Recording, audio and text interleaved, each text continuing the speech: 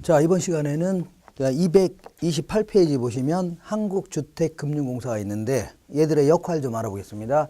자, 한국주택금융공사는 이게 1987년도에 설립한 주택금융신용보증기금. 말이 좀 기네요. 그래서 옛날에 이제 주택신보다 있습니다. 신보. 자, 얘네들은 어떤 기관이냐면 각종 대출에 대해서, 은행들의 대출에 대해서 보증을 서던 기관입니다. 예를 들어 주로 어떤 보증을 서냐면 정부 투자기관입니다. 자, 어떤 보증을 서냐면 은행들, 니네들 그 국민주택 규모 이하의 아파트를 구입하는 사람들 뭐 중도금 대출 같은 거 좀 해줘라. 나중에 회수를 못하면 우리가 갚아주겠다. 아니면은 전세자금 같은 거 이런 것들은 일종의 담보대출이 아니기 때문에 신용대출이기 때문에 대출을 좀 꺼려하거든요. 그래서 니네들 좀 해줘라. 나중에 못 갚으면 우리가 갚아주겠다는 얘기입니다. 자, 그리고 또한 그 건설업체들도 국민주택 규모 이하의 아파트를 건설하는 자들 있죠. 걔들한테 돈을 좀 충분히 빌려줘라. 그래서 나중에 분양이 안 돼서 회수를 못 한다면 갚아주겠다는 얘기죠. 이걸 전부 다 대출 보증이다 해줍니다. 그리고 이 99년도에 설립한 그 코모코라는 회사가 있었는데 코모코다. 이게 코리아 모기지만 이렇게 한 겁니다. 그러니까 한국주택저당채권 유동화 주식회사인데 말이 주식회사지만 사실은요, 그 당시에 건설교통부에서 최대 지분을 갖고 있었던 정부 투자기관입니다. 어쨌거나 얘네들이 자, 이 아까 얘기한 유동화를 위해서 나온 특수목적 회사입니다. 그래서 자, 이 모기지론을 공부해야 되겠네요. 모기지론. 옛날에는 모기지론 했는데 지금은 이제 보금자리론 이렇게 바뀌었습니다. 보금자리론 이렇게 바뀌었고, 이 돈을 공급하려면 돈이 있어야 되죠. 그래서 기관 투자자들한테 MBS를 발행해서 이 돈을 가지고 대출해 줬던 겁니다. 자, 근데 요 두 기관이 이제 합병이 되면서 2004년도 3월 1일 날 한국주택금융공사 요걸로 명칭이 바뀌었습니다. 그래서 자, 금융공사 하는 일은 어떤 역할을 하냐면 이 예전에 주택 신보가 하던 일, 그리고 그 예전에 누가 하던 일이에요? 그 코모코가 하던 일을 이제 동시에 합니다. 그리고 이런 역할을 하는데, 자, 그리고 그전에는 그 뭐냐면 학자금 대출 같은 거 있죠. 요것도 여기서 하고, 그리고 또한 이런 걸 돈 마련하려면 학자금 대출 준 것도 발행하고 그랬었는데, 지금은 이 학자금과 관련된 모든 업무는 그 한국장학재단이죠. 거기로 다 넘겼습니다. 그러니까 지금은 학자금과 관련된 대출은 여기서 취급하지 않습니다. 자, 그리고 이런 얘기를 해볼게요. 일반적인 저당은 어떻게 하는 거예요? 저당은 돈을 이만큼 빌려준 다음에, 예를 들어 7천만 원 빌려준 다음에 한 15년이면 15년 동안에 원금 이자를 이렇게 회수해 나가는 이러한 형태를 뭐라고요? 일반적인 저당이다. 물론 주택을 담보로 잡는 겁니다. 주택을 담보로 잡고. 근데 역저당이라는 것은 뭐야? 역저당. 거꾸로 돼 있다는 얘기죠. 역은 뭐 거꾸로 되는 겁니다. 그래서 역모기지론, 역저당해 주는데, 얘는 주로 이제 60세 이상 어르신들한테 생활비 형태로 매달 돈을 빌려주는 겁니다. 빌려주다가 자, 만기가 15년이라면 15년 지나면 그동안 누적된 원금 이자를 한꺼번에 이렇게 회수하는 겁니다. 이렇게 한꺼번에 회수하는 이러한 형태를요, 역저당이다 이렇게 얘기합니다. 그러니까 한 방에 빌려주고 찔끔찔끔 회수하는 게 아니라 찔끔찔끔 빌려줬다가 한 방에 회수하겠다는 얘기죠. 이런 형태인데, 이게 이제 주로 어르신들 있죠. 주택 한 채를 갖고 있었던 60세 이상 어르신들한테 이런 식으로 빌려줘라 이렇게 했었는데, 거의 이 상품이 안 팔렸습니다.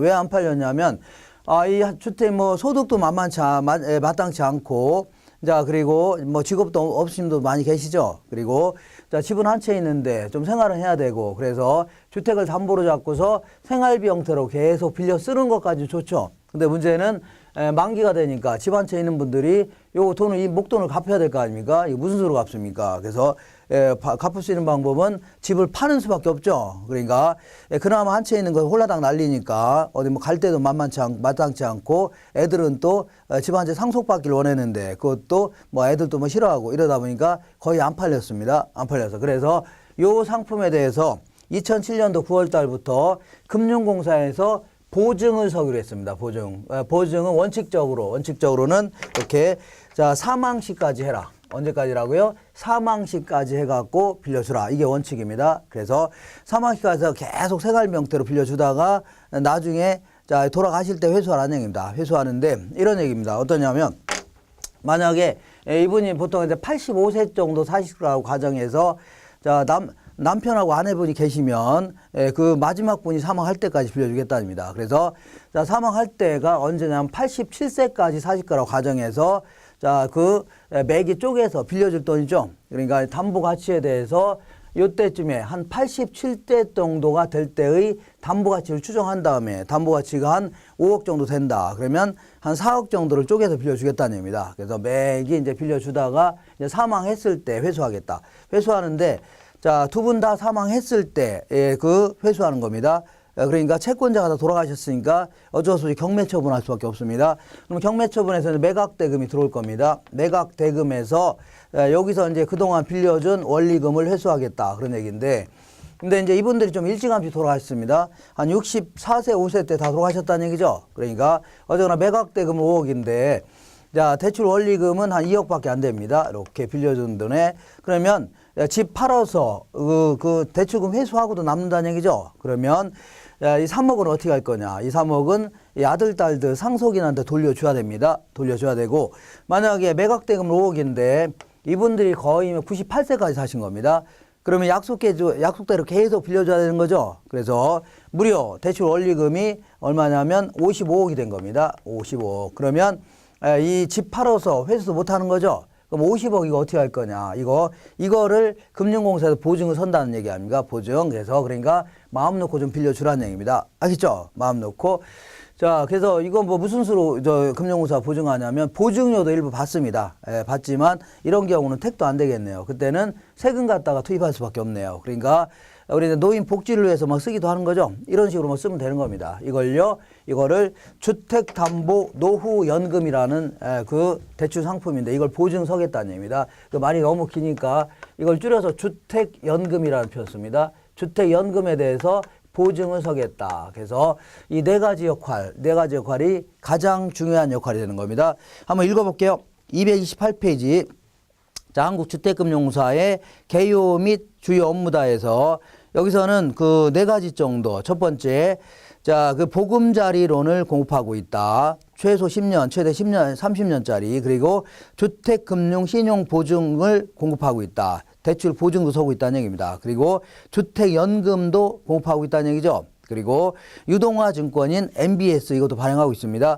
자, 그리고 참고로 유동화증권과 관련돼서 세 번째 줄 맨 끝에 보니까 참고로 현재 학자금 대출 신용보증 및 취급 관련 업무에 한국장학재단으로의 이관에 따라서 학자금 대출증권은 발행하지 않고 있다는 얘기죠. 그래서 학자금에 대해서는 현재 취급하지 않고 있습니다. 자, 그러면 일단은 여기서 얘네들의 취급 조건을 한번 알아보겠습니다.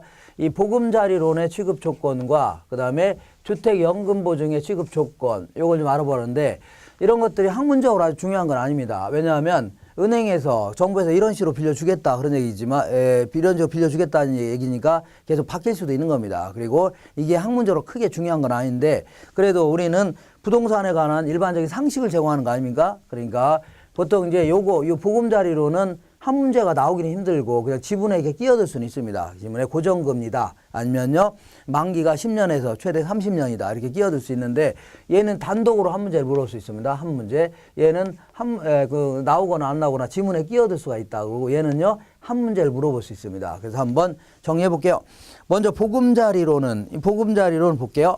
이 보금자리로는 아파트 구입한 사람이죠. 이 사람한테 빌려주는 겁니다. 어르신들 빌려주는 게 아닙니다. 우리 전 시간에 했었죠. 그래서 자 그러면 이 보금자리론의 종류는 크게 이제 세 가지가 있는데 유보금자리론이라는 게 있고 니은번에 아낌 이보금자리론 이런 게 있는데 유보금자리론은 이제 그 인터넷 들어가시면 한국주택금융공사 들어가시면 거기다가 이제 그 공인인증서로 이제 이거 없어지기로 돼 있는데 어쨌거나 공인인증서로 로그인하면 링크하게 되면 그 링크된 로그인 하게 되면 그 중에 이제 그 링크된 여러 은행들이 나옵니다. 시중은행. 그 중에서 하나를 선택하는 겁니다. 선택하면은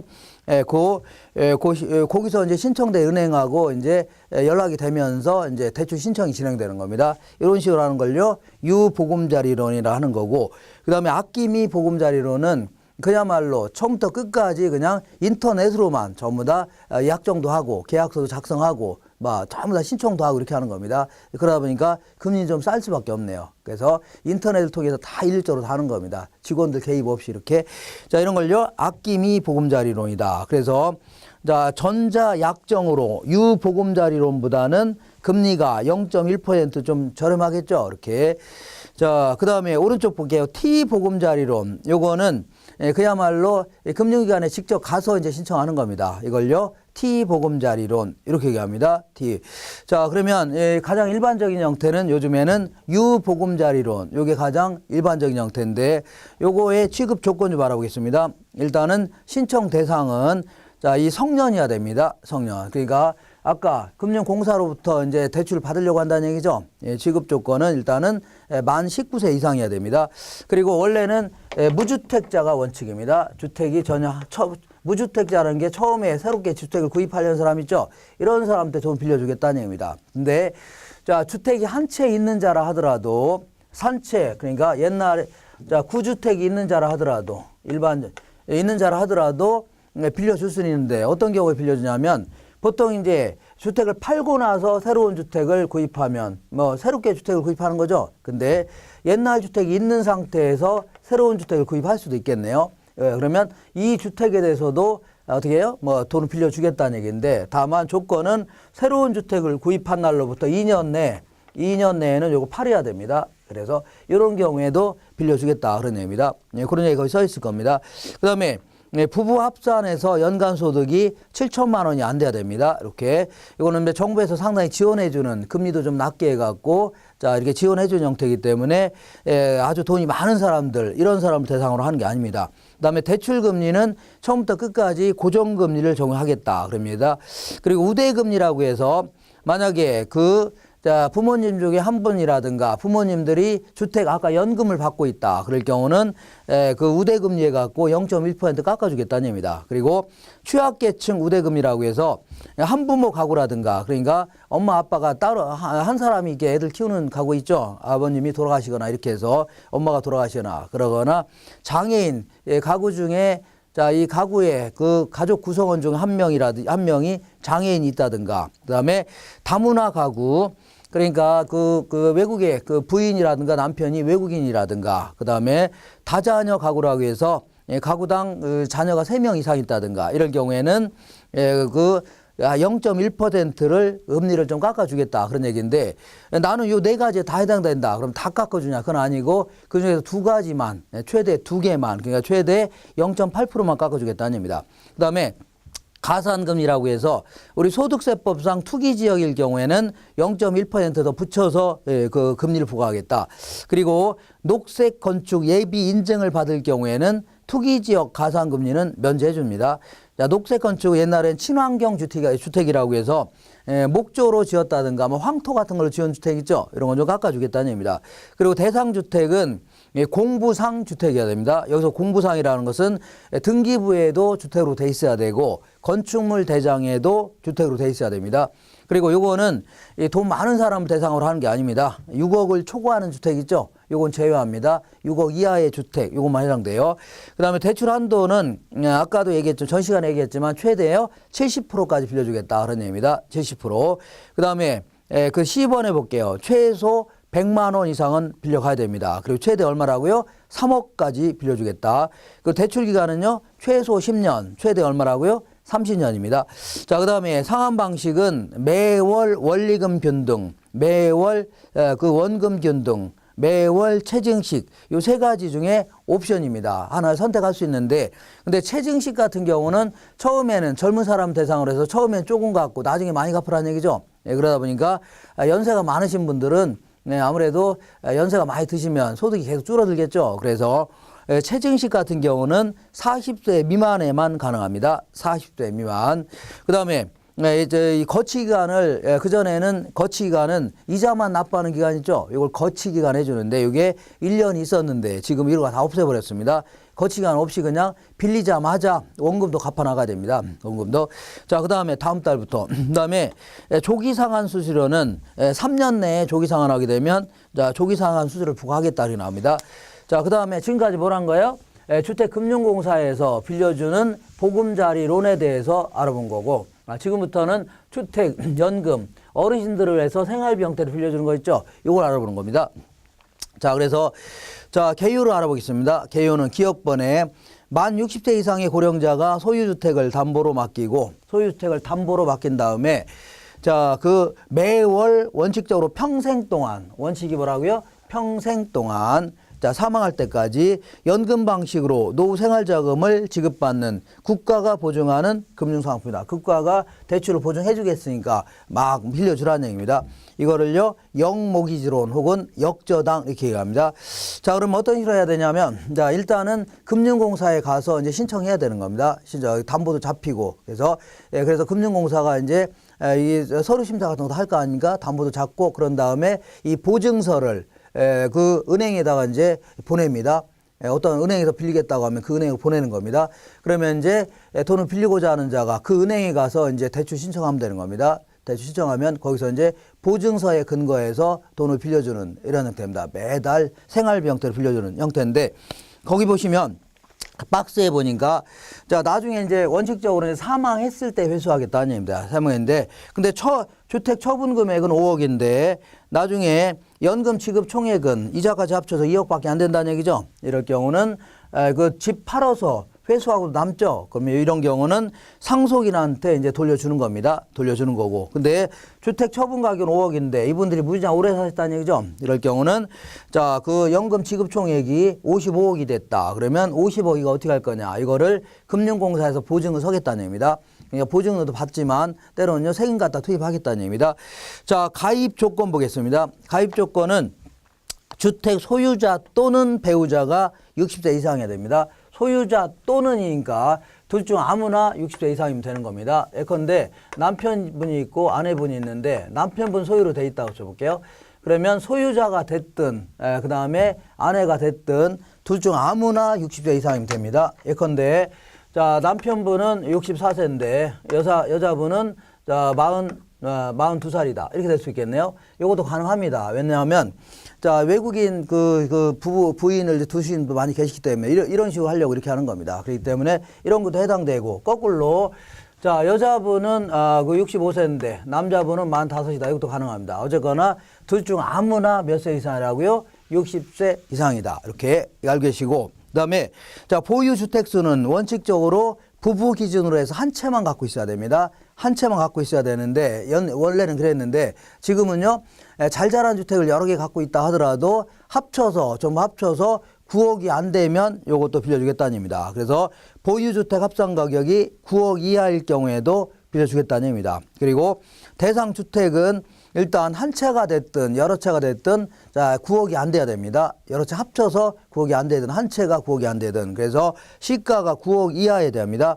그렇지만 지자체 신고된 노인 복지주택 요것도 가능합니다. 노인 실버주택이라 하죠. 요것도 가능하고, 그다음에 예전에는 자, 이 상가주택이라고 해서 우리 이제 길거리 다니다 보면 아래층은 뭐 편의점으로 쓰고 있고 위층은 주거용으로 쓰는 거 있죠. 상가로 쓰고 주거용 이런 거 있는데 이런 것들이 안 됐었는데 지금 가능합니다. 지금은 그렇지만 조건은 이 주거 부분이 전체 면적 중에 2분의 1 이상인 경우, 이런 경우에는 이 주거 부분에 대해서도 가능합니다. 읽어볼게요. 상가 등 복합 용도의 주택은 전체 면적 중에 주택이 차지하는 면적이 2분의 1 이상일 경우는 연금을 받을 수가 있습니다. 그다음에 거주 조건은 원칙적으로 가입자 또는 배우자가 실제로 거주지로 이용하고 있어야 됩니다. 계속 거주하고 있어야 되는 게 원칙입니다. 이렇게. 자, 그렇지만 맨 후에 230페이지 맨 후에 해당 주택을 전세 또는 월세로 주고 있는 경우는 불가능합니다. 그러니까 주택을 전세라든가 일부를 월세로 주고 있는 경우에는 그 보증금이 들어오죠. 그럼 일단 나중에 경매 처분하게 되면 이 보증금이 먼저 빠져나갈 수 있기 때문에 이거는 안 됩니다. 다만 부부 중에 한 명이 거주하면서 어떤 경우는 보증금 없이 월세만 받는 경우도 있죠. 보증금 없이. 이런 경우에는 경매 처분하더라도 나갈 돈이 먼저 빠지는 돈이 없으니까 요거는 가능합니다. 그래서 부부 중 한 명이 거주하며 보증금 없이 주택의 일부만을 월세로 주고 있는 경우 요거는 가능합니다.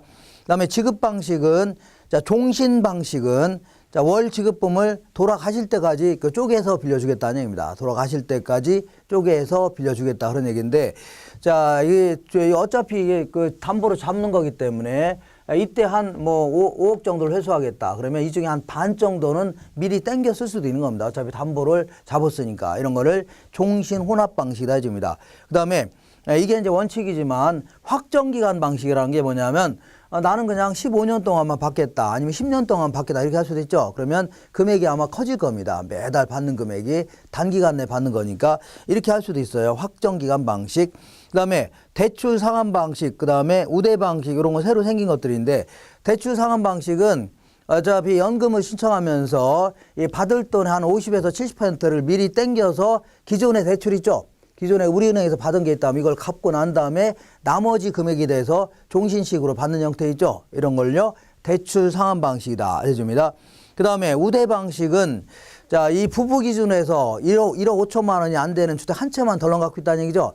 조그만 주택 한 채를 갖고 있는 분들은 아무래도 그 소득도 열악하겠죠. 주택 한 채만 덜렁 갖고 있는데 1억 5천이 안 된다는 얘기입니다. 그럼 이런 분들은 아무래도 자, 이 종신 지급 방식으로 계산한 금액이 있겠죠. 그 금액에 대해서 17%를 추가로 더 주겠다는 얘기입니다. 다시 말할게요. 자, 원래는 계산했더니 종신 방식으로 그 계산했더니 매달 100만 원씩 줘야 된답니다. 근데 여기 해당되는 경우는 부부 기준으로 해서 주택이 한 채만 있는데 1억 5천이 안 된다는 얘기죠. 그럴 경우는 100만 원에 17% 하면 얼마예요? 17만 원 더 붙여서 매달 지급하겠다는 얘기입니다. 이걸 뭐라고요? 우대 방식이다 해줍니다.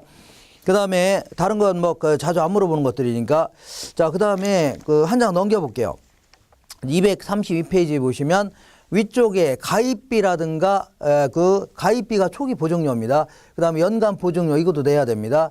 가입비는 주택가격의 1.5% 이거를 내야 되고 그 다음에 연간 보증료로는 보증 잔액이겠죠. 대출 금액이 계속 커짐에 따라서 잔액에 대해서 자, 연 0.75%를 월로 환산한 금액이죠. 이걸 납부해야 되는데 이거를 그냥 이 가입자들이 계속 납부하는 거냐? 그건 아니고 은행이 대신 그냥 납부하는 겁니다. 대신 이제 금융공사에 납부한 다음에 이게 전부 다 이제 대출 원금에 이제 가산되는 겁니다. 대출을 그냥 빌려준 데 가산하겠죠. 이런 식입니다. 그 다음에 그 밑에 적용금리 조심하세요. 적용금리는 우리 이제 아까 얘기한 보금자리로는 고정금리지만 얘는요 변동금리다. 이거 마시면 됩니다. 변동금리. 그리고 얘는 이제 얘 같은 경우는 아까 조기상환 수수료를 부과한다고 하는데 얘는 그런 거 없습니다. 그냥 생활비 형태로 계속 빌려주다가 뭐 로또 복권에 당첨됐다 그러면 얼른 갚으라는 얘기입니다. 그러니까 조기상환 수수료 이런 건 없습니다. 여기는 안 써 있는데 그 취급 조건에 그런 게 있으니까 이거 기억하세요. 자, 그 다음에 거기 보시면 주택연금의 지급 정지 사유가 있네요. 232페이지 딱 중간에. 그러니까 자, 본인이 뭐야? 주택 소유주를 얘기합니다. 주택 소유주가 사망했다. 그러면 이때는 주택연금 지급이 종료됩니다. 근데 자, 부인도 있을 경우는 부인도 계속 받아야 되는데 그걸 가만히 있으면 못 받습니다. 그러니까 그 본인이 주택 소유자가 사망하셨으면 6개월 이내에 자, 이 소유권 이전을 한 다음에 그 이전했다는 거를 은행에다가 계속 얘기를 해야 되는 겁니다. 금융공사인데 얘기해야 계속 받을 수가 있는 겁니다. 예를 들어서 남편분이 소유주였는데 돌아가셨다는 얘기죠. 그러면 그 아내분이 가만히 있으면 연금은 끊기는 겁니다. 그러니까 이거를 6개월 이내에 그 소유권 이전 등기한 다음에 그 서류를 갖고서 금융공사라든가 이런 데 가서 신고를 해야 된다는 얘기죠. 그래야지 계속 부인이 사망할 때까지 계속 받는 겁니다. 이런 식으로. 자, 그 다음에 그래서 읽어볼게요. 자, 주택연금 지급정지 사유가 본인이 사망했을 때 그렇자 손치더라도 배우자가 6개월 이내에 소유권 이전 등기 및 채무 인수를 마치게 되면 지급정지는 해제가 됩니다. 그 다음에 담보주택의 소유권이 상실했다. 예를 들어서 담보주택을 팔아치웠다든가 아니면은 화재로 소실됐다든가 그러면 아니면 재건축을 해서 철거했다는 얘기죠. 이럴 경우는 연금이 지급이 종료되는 겁니다. 그 다음에 원래는 여기서 계속 거주해야 되는 겁니다. 그런데 1년 이상 담보주택에서 거주하지 않는 경우 있죠. 이런 경우에도 거주해야 되는데 거주하지 않고 다른 데서는 살고 있다는 얘기죠. 이래도 지급 정지가 됩니다. 다만 다른 데서 사는 이유가 예를 들어서 그 뭐 요양병원에 입원하는 바람에 계속 살 수 없을 수 있죠. 그러니까 금융공사에서 정하는 몇 가지 기준에 해당될 경우는 계속 받을 수가 있는 겁니다. 자, 거기 있는 기출 체크를 좀 알아보겠습니다. 기출 문제를 보겠습니다. 한국주택금융사의 주택연금제도에 대한 설명으로 틀린 것은 1번 볼게요. 연금 가입자는 주택연금의 전액 또는 일부 정산 시 중도상환 수수료를 부담한다. 틀렸죠? 얘는 중도상환 수수료 이런 거 없다겠죠? 조기상환 수수료 없습니다. 그래서 1번이 정답입니다. 2번 볼게요. 주택법상 주택연금을 받을 수 있는 주택의 유형에는 우리 주택법상 주택을 얘기합니다. 단독, 다세대, 연립, 아파트 이런 거죠? 이런 게 받을 수가 있는 겁니다. 그리고 실버주택, 이것도 아까 받을 수 있다고 했죠? 그 다음에 3번 볼게요. 주택연금의 지급 방식은 종신 지급 방식, 종신 혼합 방식, 확정기간 방식, 확정기간 혼합 방식, 요게만 있다 하면 틀렸지만 이런 거 등이 있다고 했죠? 등은 이제 대출 상환 방식이라든가 아니면 우대 방식 이런 것도 있다고 했잖아요.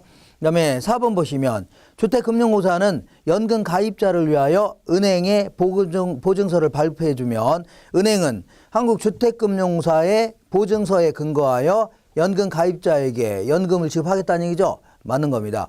그다음에 종신 지급 방식에서 가입자가 사망할 때까지 지급된 주택연금의 대출 원리금이 담보주택 처분 가격을 초과하더라도, 그러니까 팔은 가격은 5억인데 자, 대출 원리금은 훨씬 더 초과한다는 얘기죠. 이거 어떻게 상속인이 납부해야 되나요? 그 절대 아닙니다. 이거는 이제 상환할 필요 없습니다. 그러니까 초과하더라도 초과 지급된 금액을 법정 상속인이 상환하는 건 아닙니다. 그러니까 보증 선다고 했잖아요. 그래서 이 정도 내용을 잘 좀 정리하시면 됩니다. 자, 이렇게 해서 지금까지는 주로 이제 부채금융을 주로 알아봤습니다. 부채금융. 자, 지금부터 이제 자, 지분금융은 뭐 주식을 발행하거나 이렇게 해서 자, 지분의 형태로 참여시키는 거 있죠? 이걸요, 지분금융이다. 이렇게 합니다. 지분금융 중에 그래도 이제 한 개씩 꼬박꼬박 나오는 게 부동산 투자회사 제도입니다. 부동산 투자회사. 여기 이제 전체적인 흐름을 좀 갖춰 볼게요. 자, 이 투자 신탁이라는 게 뭐냐면 투자 신탁이다. 자, 요거를 투자를 영어로 인베스트먼트 해줍니다. 그리고 신탁을요, 트러스트 해갖고 이러한 부호를 쓸게요. 자, 투자 신탁은 우리 주변에 있는 미래에셋이라든가 아니면은 그 한국투자신탁이라든가 한화투자증권, 삼성자산운용 이런 게 대표적인 투자 신탁사들입니다. 자, 얘네들은 우리 같은 사람들한테 투자자들로부터 돈을 긁어 모으는 겁니다. 투자자들로부터 돈을 긁어 모은다. 이거 펀딩한다 해집니다. 그리고 얘네들 말로는 이렇게 조성된 자금을 펀드 이렇게 할게요. 펀드. 그래서 이 돈 가지고 이제 똘똘한 애들 채용해 갖고 주로 이제 주식에 주로 투자합니다. 예, 주식에. 그래서 이제 주식에 투자해 갖고 이제 주가가 아주 막 폭등했다. 그럴 경우는 얘들 수수료 빼고 넘길 돈이 많아지는 겁니다. 근데 이제 주가가 폭락했다. 그럴 경우는 얘들 수수료 빼고 넘길 돈이 거의 없거나 아예 없을 수도 있습니다. 그러면 투자자가 쫓아가서 야, 너 때문에 내가 손해봤으니까 물어내라. 그런다면 얘들이 뭐라고 하냐면 야, 이 사람아, 누가 나보고 믿고 맡겼냐? 자, 이 투자 신탁이 뭐냐면 내가 직접 주식에 투자하게 되면 나는 주식을 잘 모르죠. 그러니까 얘들이 이쪽에 전문가들이니까 이쪽에다가 내 돈 좀 잘 좀 불려달라고 믿고 맡기는 겁니다. 그렇기 때문에 얘들이 주식 투자를 잘못했다고 해서 내가 여기다 따질 수는 없는 겁니다. 알겠죠? 이렇게. 다만 이제 원금을 보장해주는 상품 이런 건 있는데 그거는 예외적인 얘기고 원칙적으로 모든 투자자가 이 투자자들이 모든 위험을 다 부담하는 겁니다. 큰 돈을 벌든 아니면요 크게 손해보든 이런 형태를 전부 다 뭐라고요? 지분금이라는 겁니다. 알겠죠? 그러니까 지분의 형태로 참여한다 생각하시면 됩니다. 그래서 직접 자, 간접적으로 투자한다 생각하시면 돼요. 이렇게. 자, 근데 반드시 주식에만 투자해라. 그건 아닙니다.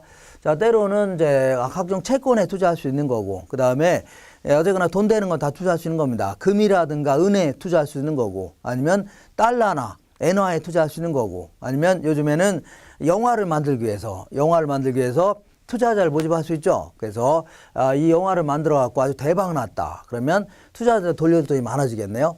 근데 쪽박 났다는 얘기죠. 그러면 돌려줄 돈이 별로 없을 수도 있겠네요. 그래서 근래 들어 영화를 만들어서 펀드를 조성해서 영화를 만든 것 중에 대박 났던 게 국제시장 이런 거 보셨죠? 그러니까 변호인이라든가 광해 아니면 7번 방의 선물 뭐 이런 거 있죠. 뭐 과속 스캔들, 뭐 부러진 화살 이런 것들이 전부 다 자, 이 펀드를 조성해서 만들었던 영화 중에 대박이 났던 이런 영화들입니다. 자, 근데 반드시 그 영화를 또 투자하라. 어쨌거나 돈 될 만한 건 다 투자할 수 있는 겁니다. 그리고 부동산에도 투자할 수 있는 겁니다. 부동산. 자, 그러면 이제 부동산에 투자해서 거기서 생긴 이득을 나눠주겠다는 얘기죠. 그래서 이 부동산을 영어로 리얼 에스테이트 이렇게 얘기합니다. 리얼 에스테이트. 자, 리얼이라는 게 뭐냐면 이게 이제 원래는 이제 진짜의 뭐 정말 이런 뜻이지만 원래는 스페인어로는 이제 이걸 왕의, 왕가의, 왕족의 이런 뜻입니다. 자, 그리고 거기서부터 기원된 겁니다. 그리고 에스테이트라는 것은요, 재산을 얘기합니다.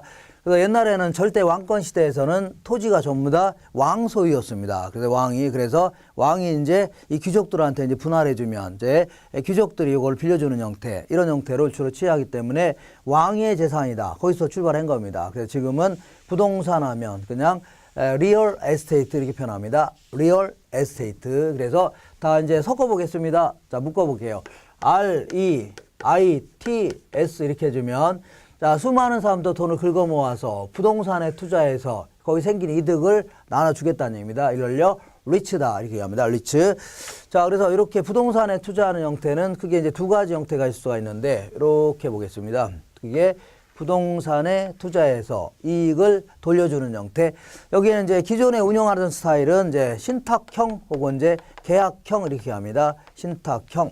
자, 예를 들어서 미래에셋이라든가 한화투자증권이 돈을 긁어 모아서 부동산에 투자했다는 얘기죠. 이런 걸 뭐라고요? 신탁형 해줍니다. 그래서 얘네들은 돈을 긁어 모으면서 수익증권을 발행하는데 수익증권. 여기서는 위탁형 수익증권이다 이렇게 합니다. 믿고 맡겼다는 형태의 수익증권입니다. 믿고 맡겼다는 형태의 수익증권.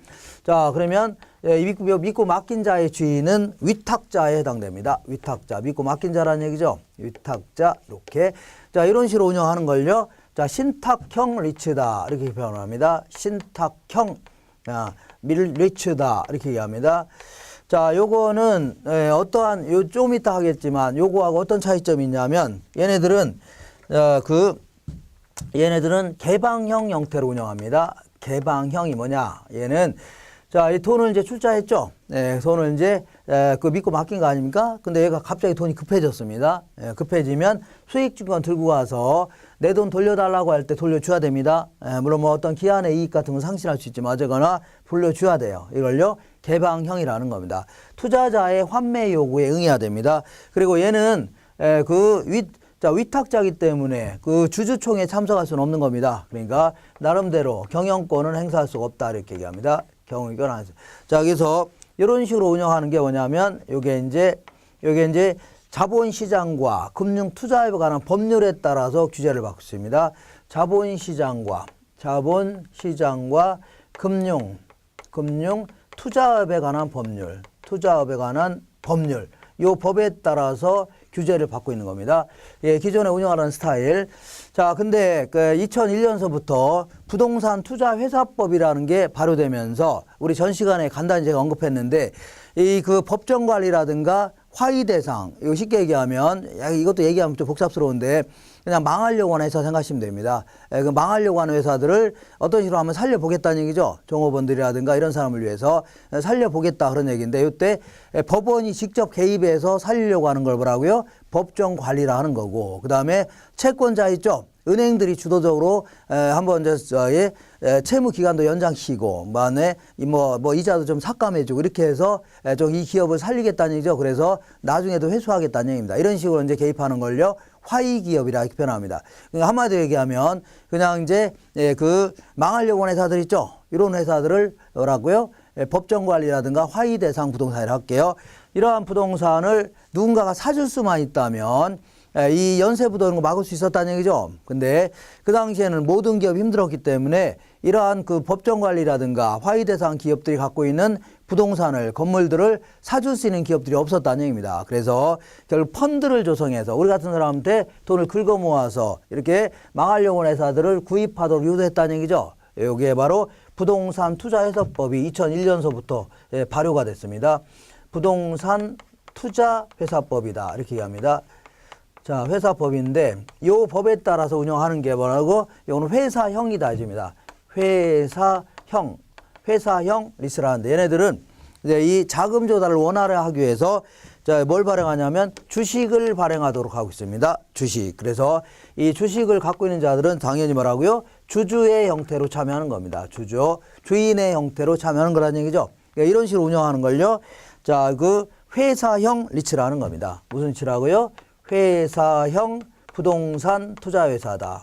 회사형 리츠 이렇게 얘기하는데 얘는 기존에 운영하던 스타일과 어떠한 차이점이 있나 보겠습니다. 어떤 차이점이냐면 얘네들은 폐쇄형 형태로 운영합니다. 폐쇄형이 뭐냐? 그래서 자, 이 돈을 여기다가 이제 투자한 자가 그래서 투자한 자가 돈이 급합니다. 돈이 급해서 자, 여기 이제 그 주식 들고 와서 내 돈 돌려달라고 했을 때 얘들은 돌려줄 필요가 없습니다. 필요 없어요. 그냥 이런 거 뭐라고요? 폐쇄형이라는 겁니다. 아니, 그러면 돈이 급한데 다른 방법이 없다는 얘기죠. 애는 수술해야 되고. 그래서 어쩔 수 없이 얘네들은 거의 대부분 상장을 시키도록 하고 있습니다. 상장. 자, 증권시장에 상장된다면 돈이 급하면 어떻게 하면 돼요? 주식 팔으면 되는 거죠. 그건 간단히 해결하겠네요. 그래서 훨씬 더 자금 조달이 용이해지는 겁니다. 급할 때.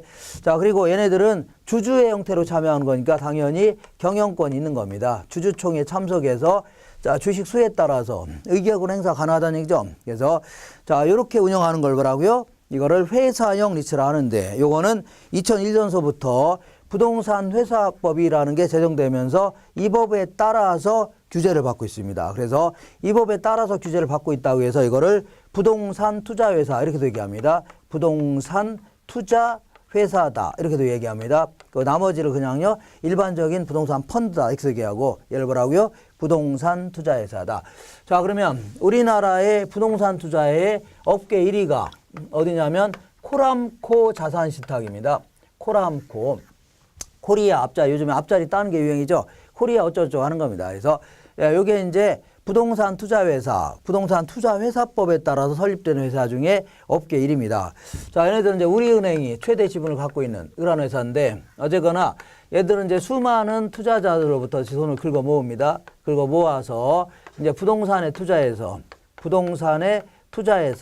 거기 생긴 이득을 나눠주겠다는 얘기죠. 나눠주는데 자, 문제는 자, 이 들어온 돈을 이 우리은행이 아까 전 시간에 얘기했지만 상업은행 전신이 상업은행 한일은행 이런 데가 전신인데 여기다가 다 쓰면 어떻게 합니까? 들어온 돈. 그래서 얘들한테 배당 못 받을 수 있죠. 그러니까 우리는 원칙적으로 니한테 직접 투자를 안 하겠다. 니네들은 자, 이 원칙적으로 SPC라는 특수목적 회사를 설립해라. 자, 지금부터 S라는 게 뭐냐면 스페셜, 그다음에 P라는 게요 purpose, 그다음에 C는요 컴퍼니 해갖고 특수목적 회사다 해주는데 거의 대부분은 어떻게 운영하냐면 페이퍼 컴퍼니로 운영합니다. 페이퍼. 그러니까 서류상으로만 존재하는 회사라는 얘기죠. 아니, 회사가 분명히 있는데도 불구하고 무슨 서류상 회사냐. 그거는 이제 얘랑 별도로 회계 처리하려고 한다 생각하시면 됩니다. 별도로 회계 처리하려고 한다. 알겠죠? 그래서 우리는 여기다가 자, 돈을 투자하겠다.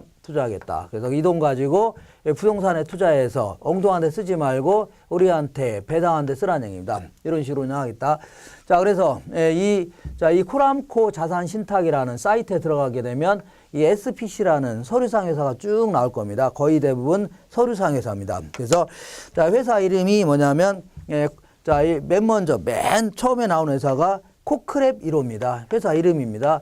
코리아 쪽에서 코크랩 1호다. 이렇게 회사 이름입니다. SPC라는 회사 이름이에요. 그래서 얘네들은 투자자들로부터 자, 2002년도경에 자, 돈을 긁어 모아서 그 당시에 이제 자, 이 법정 관리에 들어갔던 한화 본사 건물, 한화. 그러니까 자, 장이동에 있는 한화 본사 건물하고 여의도에 있는 대한생명 빌딩 요거를 2,300억 정도에 구입했던 겁니다. 그래서 2,300억 정도 구입해 갖고 5년 정도 운영하다가 이 간 3,500억에 팔아치운 겁니다. 그러면서 어마어마한 차익을 남겼네요. 자, 이렇게 해서 요게 이제 코크랩 1호입니다. 그러면서 계속 이제 회사 이름이 나오겠네요. 그래서 그다음 이제 나온 게 2호, 3호, 3호 나오다가 코크랩 8호가 나왔는데 코크랩 8호. 자, 얘네들은 반드시 법정 관리라든가 화의 대상 부동산을 구입해라. 그건 아닙니다. 자, 일반 부동산에도 투자할 수가 있도록 하고 있습니다. 그래서 이 당시에 2006년도경인데 최대의 투자처가 어디였냐면 오피스텔이었습니다. 오피스 빌딩. 그래서 자, 얘네들이 이제 이 돈을 긁어 모아서 1,300억 정도 긁어 모아서 종로에 있는 G타워하고 센트럴타워라는 오피스 빌딩에 투자했던 겁니다. 그래서 여기서도 상당한 이익을 남기면서 돌려줬던 겁니다. 이런 식으로. 자, 이렇게 해서 한 30여 개의 SPC라는 회사가 쭉 나와 있을 겁니다. 이때 이름을 붙여볼게요. 요 커크랩 1호, 요거를 기업 구조조정 리츠다 이렇게 표현합니다. 구조조정 리츠다. 자, 이게 주목적이었습니다. 자, 이러한 이제 그 법정관리라든가 화의 대상 기업들을 구입하도록 유도했던 거 있죠. 그래서 정부에서 구조조정하는데 도움을 주고자 해서 나온 제도가 이 제도입니다. 근데 일반 부동산에 투자할 수 있죠. 이걸 일반 리츠라고 하는데 일반 리츠는 크게 두 가지 형태로 운영합니다. 자, 이 구조조정 리츠는 요거는 이렇게 서류 상여회사입니다. 서류상. 이게 명목회사다 이렇게 얘기합니다. 서류상으로만 존재하기 때문에 자, 회계 처리하려고 본사 정도는 둘 수가 있습니다. 회계 처리하려고. 그렇지만 뭐 지점을 두거나 아니면은 뭐 직원을 채용하거나 이렇게 할 수 없는 겁니다. 이 서류상 회사니까. 근데 얘네들도 마찬가지로 일반 부동산에 투자하는 경우에는 두 가지 형태로 운영하는데 첫 번째는요, 위탁관리 리츠다 이렇게 얘기합니다. 위탁관리 리츠다. 이것도 마찬가지로 자, 요거 위탁관리 리츠입니다. 그러니까 자, 얘네들 마찬가지로 뭐라고요? 명목회사입니다. 얘네들은 서류상으로만 존재하는 거고, 그 다음에 투자 운영은 둘 다 자산관리회사한테 다 맡기는 형태입니다. 우리나라 KB부동산신탁이라든가 한국토지신탁 이런 식으로 걔네들한테 다 자산관리 맡기는 형태입니다. 투자 운영을 다 맡기는 형태고, 서류상으로만 존재하는 겁니다. 근데 일반 부동산에 투자하는 경우는 요 자기관리 리츠다. 요것도 인정합니다. 자기관리 리츠다. 얘는 또 뭐냐면 직접 종업원을 채용해서 투자 운영까지 도맡아 하겠다는 얘기죠. 이걸요 자기관리 리츠다 해줍니다. 그래서 요거는 실체가 있는 회사입니다. 실체 회사다. 이렇게 운영합니다. 자, 지금까지 한 거를 가지고 쭉 한번 체크해 보겠습니다. 233페이지.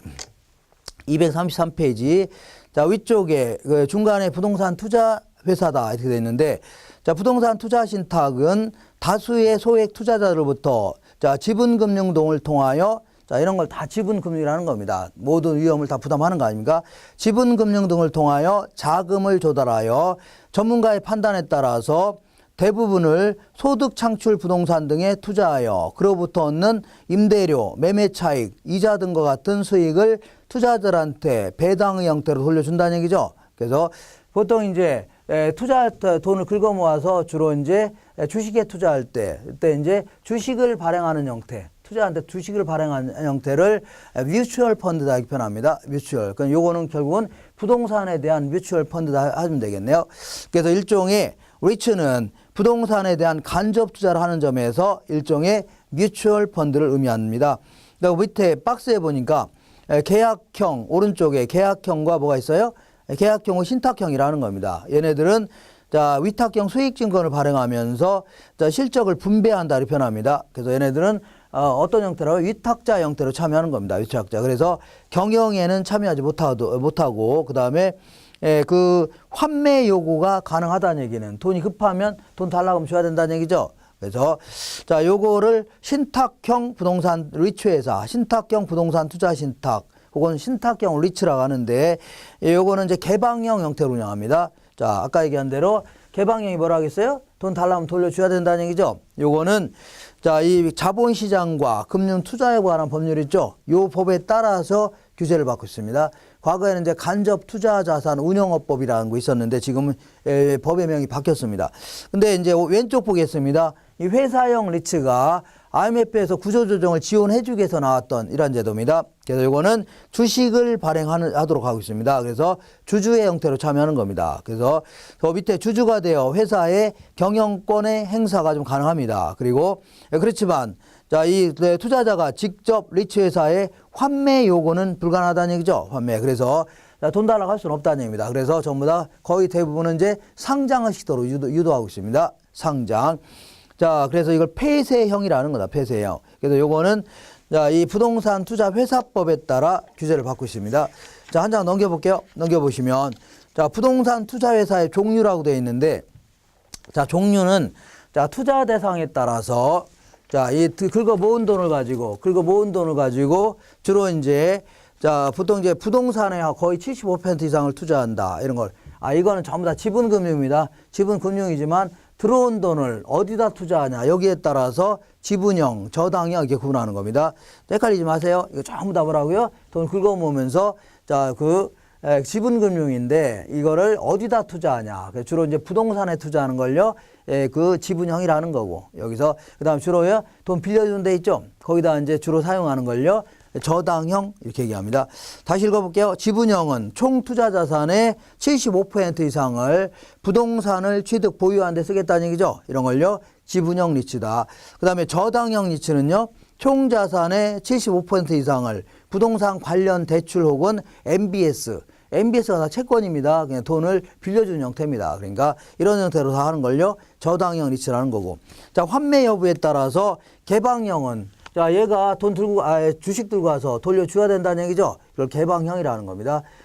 돈 달라고 하면. 근데 폐쇄형은요, 들고 가면 돌릴 필요가 없다는 얘기죠. 이걸요, 폐쇄형이라는 겁니다. 그래서 자, 이 미국에서는 초창기 때 개방형 형태로 운영했다가 실패했습니다. 그래서 지금은 거의 대부분 다 뭐라고요? 폐쇄형 형태로 운영합니다.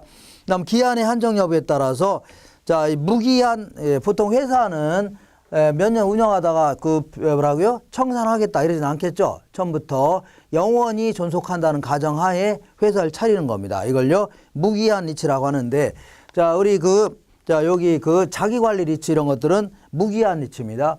그렇지만, 이 기한부 리츠는 얘네들은 기한도 리츠입니다. 그래서 나중에 하나 본사 벙무리를 5년 있다 처분했죠. 그럼 그 회사는 없어지는 겁니다. 자동적으로. 일정 기간 동안만 운영하는 걸요. 기한부 리츠라는 겁니다. 근데 위탁관리 리츠, 요거는 뭐 선택에 따라서 자, 기한부로 할 수도 있고, 때로는요, 무기한부로 할 수도 있습니다. 이렇게. 그 다음에 관리 주체에 따라서 얘네들은 명목회사죠. 그래서 투자 운영을 외부에 자산관리회사한테 다 맡겨야 되는 겁니다. 이런 걸요, 외부관리 리츠라는 거고, 얘는요, 자기 직접 관리할 수 있다는 얘기죠. 뭐라고요? 내부관리 리츠라는 겁니다. 이렇게 정리하시고, 자, 리츠의 유용성은 이 흐름을 잘 이해한다면 웬만큼 다 이해가 될 겁니다. 그래서 환금성 같은 게 아주 뛰어나죠. 그래서 투자자가 주식을 바로 팔아치우면 환금성이 뛰어나는 거고, 수익성도 긁어 모아서 대규모 부동산에 투자하는 거기 때문에 규모의 경제 이런 거 나타나기 때문에 수익성도 아주 뛰어난 걸로 나타납니다.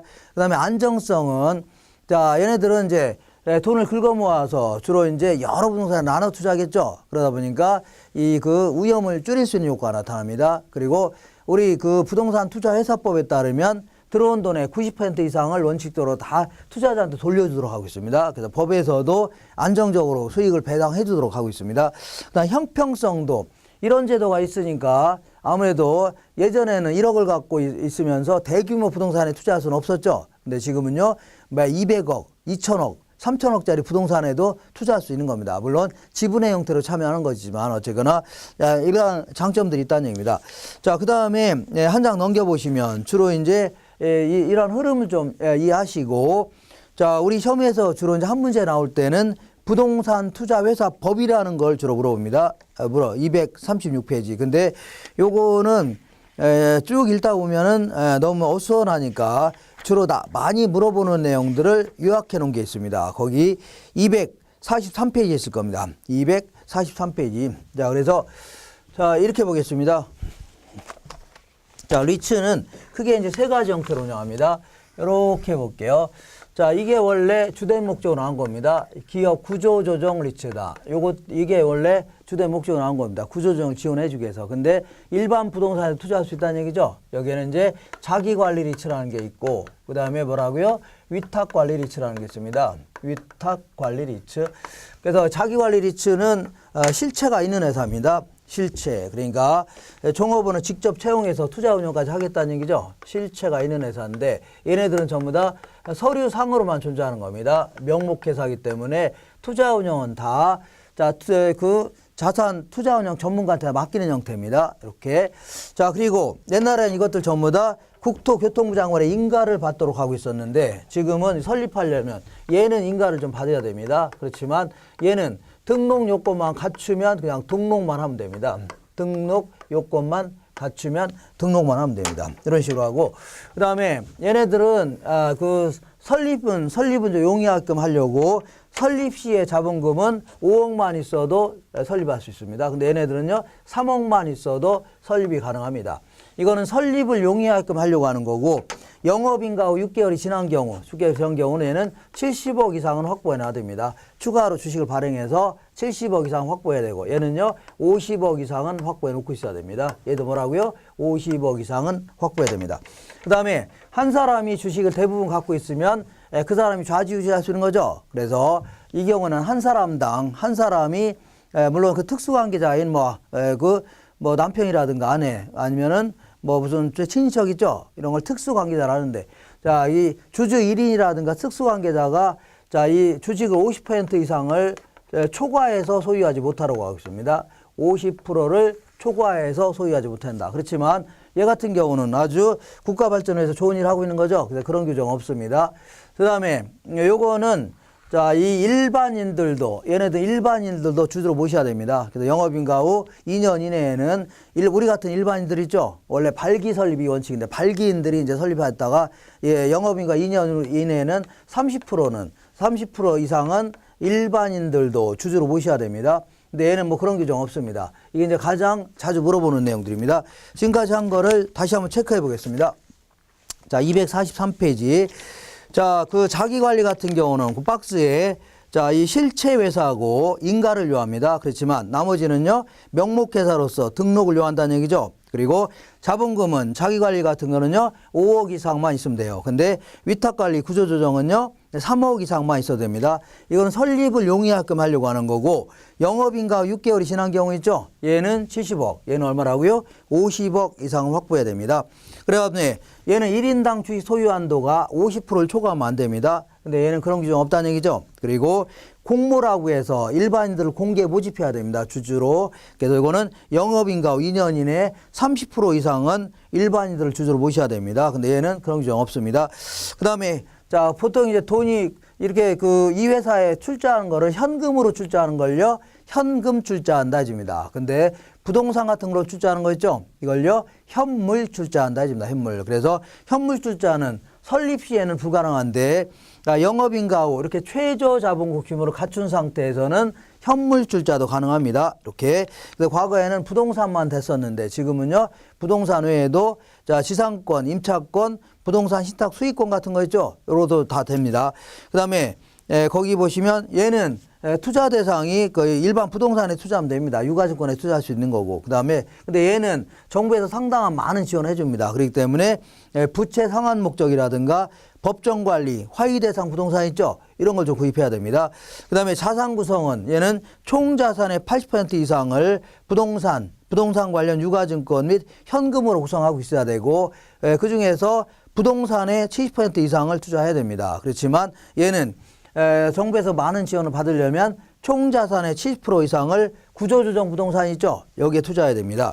그 다음에 배당은 자, 얘네들은 위탁관리나 구조조정은 90% 이상을 배당해야 됩니다. 어쨌거나 일단은 배당 가능 이익의 90% 이상을 배당해야 되는데 현물 배당이 가능합니다. 옛날에는 돈이 들어왔으면, 장사해서 돈 들어왔으면 현금으로 배당하는 게 원칙이지만 요즘에는요, 다른 부동산 같은 걸로 배당 가능하다는 얘기죠. 현물 배당도 가능하고, 그렇지만 이 위탁관리라든가 구조조정은 초과 배당도 가능하다. 이건 좀 어려운 편인데, 아직 이익이 안 생겼다 하더라도 일단 배당한 다음에 나중에 채워도 상관없는 겁니다. 이걸 초과 배당이다 해줍니다. 그 다음에 다만 자기관리 리츠의 경우는, 얘 같은 경우에는 50% 이상만 배당해도 됩니다. 자, 그리고 나머지는요, 이익준비금으로 적립하고 해도 상관없어요. 이거는 2018년까지만 적용되는 겁니다. 그리고 90%가 안 되게 배당했을 경우는 주주총회 특별 결의가 있어야 됩니다. 그러니까 얘는 예를 들어서 한 70%만 배당하겠다. 그러면 주주총회 뭐라고요? 특별 결의가 있어야 됩니다. 자, 보통 주주총회는 보통 결의하면은 출석한 주주의 과반수가 찬성하는 거를 보통 결의해 줍니다. 근데 특별 결의는요, 출석한 주주의 3분의 2가 찬성하는 경우 있죠? 이걸요, 특별 결의 이렇게 얘기합니다. 자, 그 다음에 처분 제한은 얘네들은 전부 다 국내에 있는 주택들은 1년 내에 처분하면 안 됩니다. 그리고 외국에 있는 주택들은요, 정관으로, 자, 이 기업들도 지들이 뭐 헌법 같은 거 정할 수 있죠. 이런 걸 정관이라는 겁니다. 정관은 정한 기간이고, 얘는 이제 처분 제한은 없습니다. 그 뒷페이지를 보시면, 자, 존속기간은 얘는 아까 뭐라 했어요? 얘는 무기한 브리치고 얘는요 일정 기간 동안 운영하는 겁니다. 그리고 얘는요 선택이 가능합니다. 자, 그 다음에 얘네들은 전부 다 자, 부동산 투자 회사끼리만 합병이 됩니다. 다른 회사가 합병하면 안 됩니다. 그리고 운영상 제한이라 해서 자, 개발 사업 같은 경우는 위험이 크죠. 그러니까 개발 사업에 대해서는 주주총회 특별 결의가 있어야 됩니다. 자, 그다음에 재발 사업 할 때는 그다음에 타회사 발행 주식의 10%를 초과해서 취득할 수 없습니다. 그러니까 돈 긁어 모아서 문어발식으로 다른 회사를 흡수하고 이러면 안 됩니다. 자, 그다음에 차입이나 사채 발행은 돈 빌리는 거죠. 자기 자본의 2배 이내에서만 가능합니다. 다만 특별 결의가 있을 때는요 10배까지도 가능하다. 그 밑에 읽어보겠습니다. 부동산 투자 회사법상 부동산 투자 회사에 대한 설명으로 틀린 것은 1번 볼게요. 부동산 투자 회사는 자기관리, 위탁관리, 구조조정 부동산을 구분할 수 있다. 맞습니다. 2번 보시면 자기관리 부동산 투자에서 설립자본금은 3억 이상이 아니라 5억 이상이네요. 이게 틀렸네요. 자, 그리고 얘네들은 감정평가사라든가 자기가 실제로 운영하는 거죠. 감정평가사라든가 공인중개사 이러한 이거 실무 능력자들을 그 자산운용 전문 인력으로 채용하도록 하고 있습니다. 감정평가사 또는 공인중개사로서 해당 분야에 5년 이상 종사한 사람은 자기관리 부동산 투자회사의 상근 자산운용 전문 인력이 될 수 있다는 얘기죠. 그리고 4번에 위탁관리 부동산 투자회사는 본점 외에 지점을 설치할 수 없으며 직원을 고용하거나 상근 임원을 둘 수 없다. 이거는 서류상 회사이기 때문에 직원을 고용할 수 없는 겁니다. 그 다음에 영업인가를 받거나 등록한 날로부터 6개월이 지난 구조조정 부동산 투자회사의 자본금은 얼마 된다고요? 50억 이상은 만들어놔야 됩니다. 자, 이렇게 해서 자, 요거 끝냈고 잠시 끊었다가 그 다음 시간에 금융론을 끝에 마무리하겠습니다.